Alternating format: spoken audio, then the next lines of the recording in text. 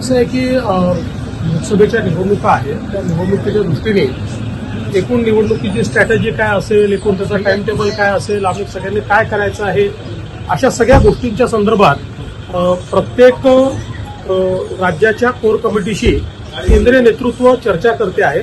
त्याचप्रमाणे आता महाराष्ट्राला देखील या ठिकाणी बोलवलेलं आहे आणि आमच्याशी आता त्याची चर्चा होईल। यादीकडे सर लक्ष आहे महाराष्ट्राच्या।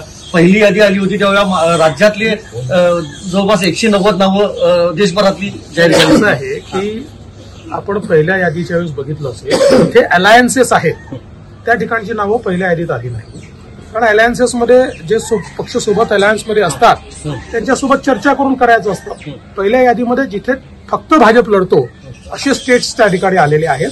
आता अलायन्सेसवाले स्टेट येतील, तुम्ही काळजी करू नका, तुम्हाला योग्य वेळी सगळी माहिती मिळेल, योग्य वेळी सगळ्या प्रकारचे जे काही निर्णय आमचे होतील ते तुमच्यापर्यंत आम्ही पोहोचूच। आणि खूप महाराष्ट्रातील तुमचे जे मित्रपक्ष आहेत त्यांना 1 डिजिट उमेदवार मिळणार, हे खरं म्हणजे ही पतंगबाजी आहे। 1 डिजिट मिळणार आणि अर्धेच मिळणार आणि एवढेच मिळणार, मला असं वाटतं की अशा प्रकारे पतंगबाजी करणं अतिशय अयोग्य आहे।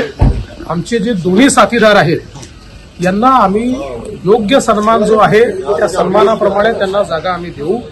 त्याच्यामुळे हे जे काही मीडिया स्वतःहून ठरवत आहे की एवढ्याच जागा मिळणार आणि तेवढ्याच जागा मिळणार, हे मीडियाने बंद केलं पाहिजे। हे अतिशय चुकीचं आहे, ही न्यूज धादांत चुकीची आहे।